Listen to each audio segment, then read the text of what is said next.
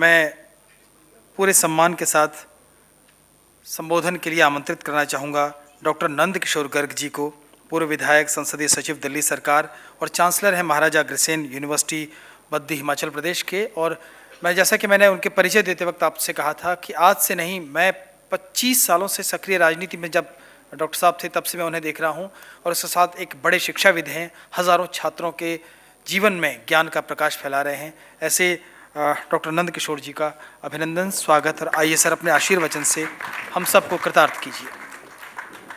भाई नरेश बंसल जी, विजय जौली जी, विनीत जी, जगदीश राय जी, मंच का संचालन कर रहे दिनेश कांडपाल जी, मेरे सामने बहुत ही प्रमुख हमारे साथी बैठे हैं, श्री नंद किशोर अग्रवाल जी, अशोक जी, पंडित राम अवतार जी, जिन्होंने पूरी रामगमन यात्रा, वनगमन यात्रा को 20 साल तक शोध किया, रघुवंश सिंगल जी, और कैंसर के बहुत बड़े स्पेशलिस्ट डॉक्टर रथ जी, नाम तो सबके लिए जा सकते हैं। अतुल जी का लगभग 1992-93 से दिल्ली सरकार में जब हम थे तो संपर्क रहा, और इनको धीरे धीरे आगे बढ़ते हुए देखा। राष्ट्रीय विचारों से ओतप्रोत हैं क्योंकि पिताजी के संस्कार इनमें हैं। उन्हीं के कारण से नरेंद्र मोदी जी का जो कैंपेन 2013 में शुरू हुआ, उसी समय से हम लोग भी साथ बैठ के चर्चा करते थे, और किस प्रकार से वो कैंपेन आगे बढ़ा और असंभव दिखने वाला कार्य हुआ, मोदी जी प्रधानमंत्री बने। पर किन विपरीत परिस्थितियों में बने और किन विपरीत परिस्थितियों में काम करना पड़ रहा है। जो काम हुई वो तो आपने अभी पुस्तक आपको मिलेगी, आप पढ़ेंगे, देखेंगे। पर इतनी भयंकर विपरीत परिस्थितियां हों, जिस देश में एक ऐसा सिस्टम बन गया है जो लेफ्ट लिबरल का, जो हर चीज़ के ऊपर टिप्पणी करना, उसको रोकने की कोशिश करना, हर चीज़ पर कोर्ट में जाना, और उन न्यूज़ को हाईलाइट नहीं होने देना मीडिया में। अब कल ही एक न्यूज़ थी, परसों, पटना का गांधी ग्राउंड के अंदर जो सबसे बड़ी सभा हुई थी 2014 के इलेक्शन से पूर्व, कितनों को ध्यान है कितना बड़ा बम कांड हुआ था। हज़ारों लोगों को उसमें मारने की साजिश थी, इलेक्शन को रोकने की साजिश थी, और मोदी जी को भी उसके अंदर भगदड़ मच जाए, पूरे जहाँ लाखों लोग हों, उस बड़ी साजिश को भगवान की कृपा से बचे। मोदी जी ने ये समझदारी रखी कि इंसिडेंट होने के बाद भी, सारा चीज़ पता होने के बाद भी, सबको इतनी बड़ी सभा को शांति से रखा, स्वयं भी पैनिक नहीं हुए।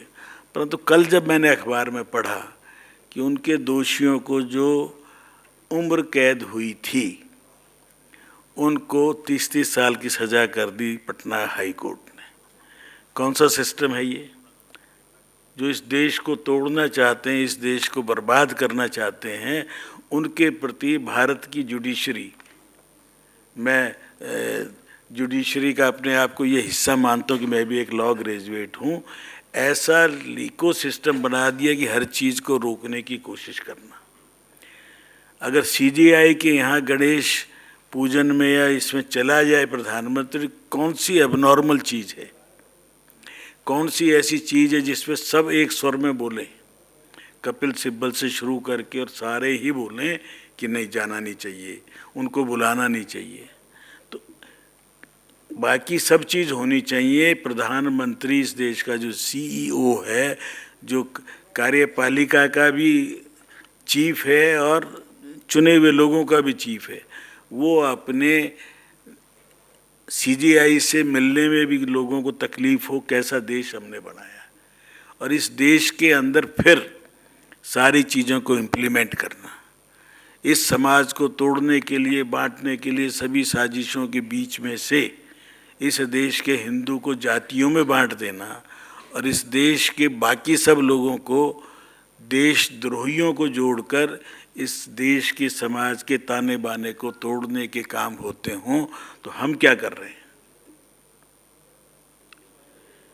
3-4 महीने पूर्व की उन घटनाओं से, थोड़ी कमजोरी से, थोड़ा हमारे बंटने से इतनी बड़ी कमजोरी आई है कि आपको महसूस होनी शुरू हो गई होगी।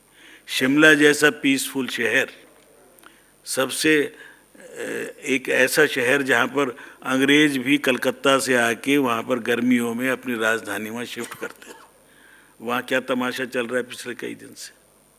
मंडी में क्या तमाशा चल रहा है, पूरे उत्तराखंड में क्या तमाशा चल रहा है। भारत के सारे बॉर्डर्स को अस्थिर करके वहाँ पर आतंकवादियों को बसाना इस देश को, तो उसके अंदर मोदी जी काम कर रहे हैं। तो नमो इम्पैक्ट में सारी पॉजिटिव चीज़ें अतुल जी ने बहुत मेहनत करके, ये एक दिन में तो बने नहीं, 10 साल की मेहनत है।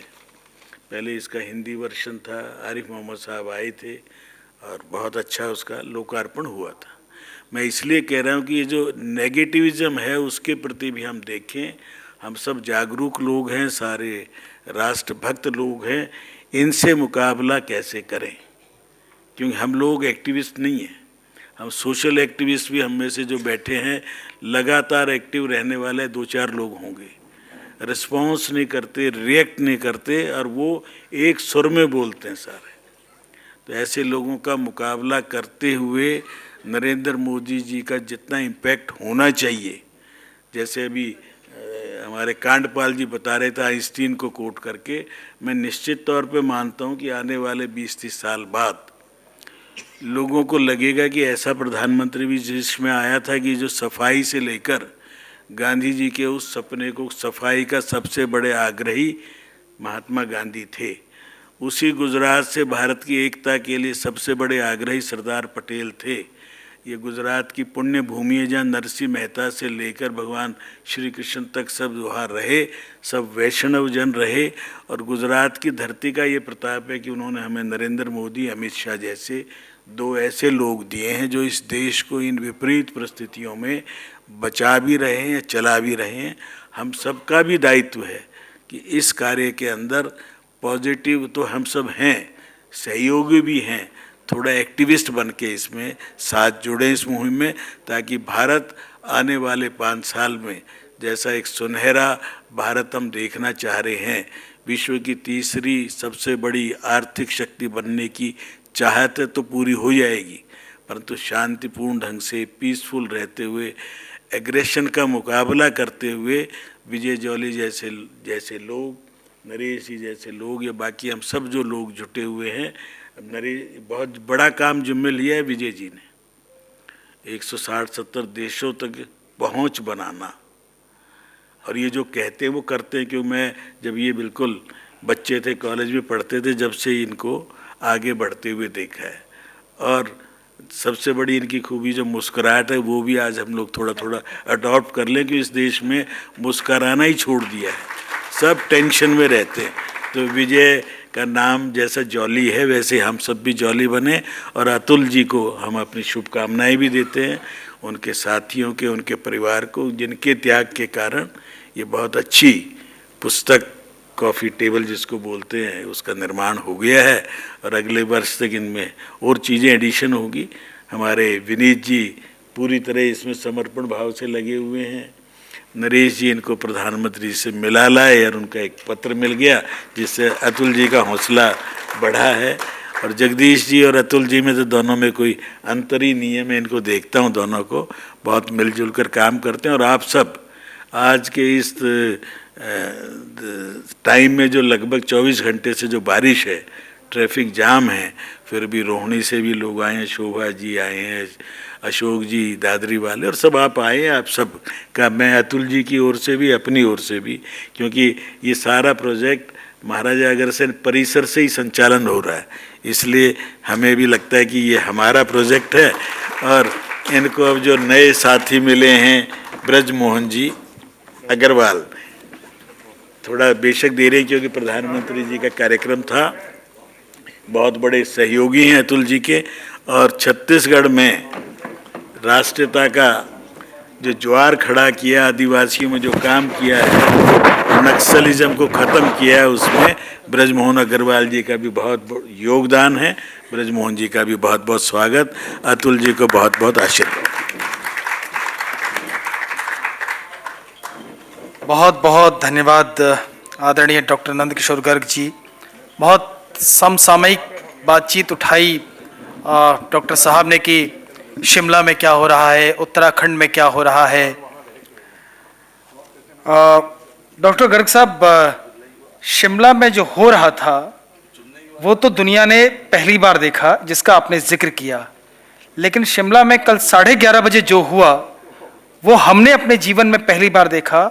पहली बार, ये मेरे पत्रकारिता के जीवन का उदाहरण है, पहली बार हमने देखा कि एक कमेटी कमिश्नर के पास मिलने जाती है और कहती है कि हम अपना अवैध निर्माण खुद से तोड़ने के लिए तैयार हैं। ये नमो इम्पैक्ट है। बहुत बहुत धन्यवाद आपका।